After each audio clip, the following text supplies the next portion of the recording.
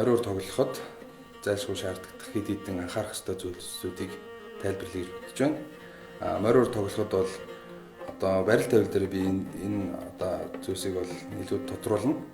Одоо энэ зүүн гарын 7 уур хуруу, жигчийн уруу та бүхэн анзаараарай. Энийг одоо баг зэрэг ийм ургуулсан байгаа. Энэ яадаг вэ гэхээр мориорын үндсэн барил дээр энэ хоёр одоо хуруу маань болохоор хүмснийхаа толгоогоор энэ хоёр өндгөөрөө дардаг учраас одоо энэ хүмсийг ургуулсан нөхцөлд бол одоо дэм болох одоо тулгуур болох тийм ач холбогдолтой байдаг. Харин энэ хүмс байхгүй бол халтрах магадaltaй учраас энийг та бүхэн бас анхаарал хүмс агуулж эхлээрэй. За дараагийн анхаарах зүйл бол мориор хөгжим болон утсан хөгжимд ер нь бол одоо давирхаа буюу ганифол маш чухал үр гүйцэтгэдэг. Одоо дуу авиг гарах одоо бас гол хүчин зүйлс бол энэ давирхаанд байдаг. Тэгээ давирхаагаа дүрхэх бол ингээд жигдэхэн удаан тайван ингэж дүрхэх ёстой байдаг. Симжоктой ингэж дүрхснийхаа дараахан одоо энэ утасныхаа яг маарныхаа дээдлээс 1 4 3 хуруу зайтай гэж бас дүрхэх ёстой байдаг. За ингээд хөгжим маань туулахад бэлэн боллоо. Дараагийн үндсэн гол анхаарах зүйл бол морин гурийн суудал, барил тавил байдаг. Мэдээж нуруугаа цэх одоо байх ёстой. Хоёрдугаарт бол сандлынхаа 3-1 дээр суух ёстой. Тэгээд одоо жишээлбэл одоо баруун үл ялэг хойшин, зүүн үл ялэг урагшин тавиад хуураа яг тэгшин ингэж байрлуулах ёстой. Энэ дээр юу анхаарах ёстой вэ гэхээр одоо энэ зүүн өвдөгнөөс 4 хуруу.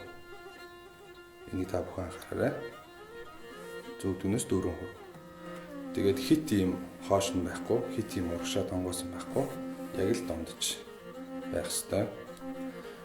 Хоёрдугаарт бол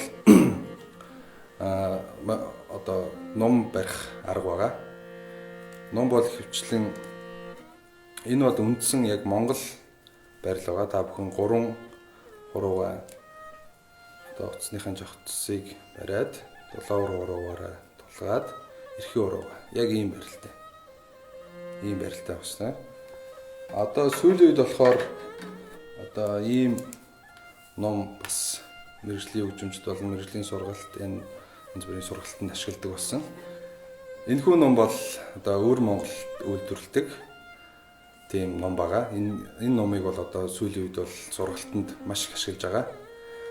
Энэ ямар ч юм бэ гэхээр барил тавил нь бол Монгол барилтаас арай өөр одоо 7 уур дунд хуруугаа дээдлэлт нь ядам жигчийн хуруугаа одоо утсаа ингэж бариад одоо эрхээ хуруугаа ингэж тулгаж ингэж барьдаг байна. Дөрөвний барилт бол ийм байсан бол энэ бол арай ийм байдаг. Энийг бол янз бүрийн техник, хурдан тоглох тийм зүйлүүд одоо хурдан зохиол ч юм уу техниктэй зүйлийг харуулхад илүү ойлцоотой тийм төхөмтэй ном байна. Энийг та бүхэн одоо өөрт байгаа номаараа аль барилыг сонгомоор байна. Тэрийг бас сонгох боломжтой байна. За ингээд барил тавил бол яг ийм зих, нуруу зих. Энэ болохоор чиний 4 хуруутай номаа ингээд барьсан.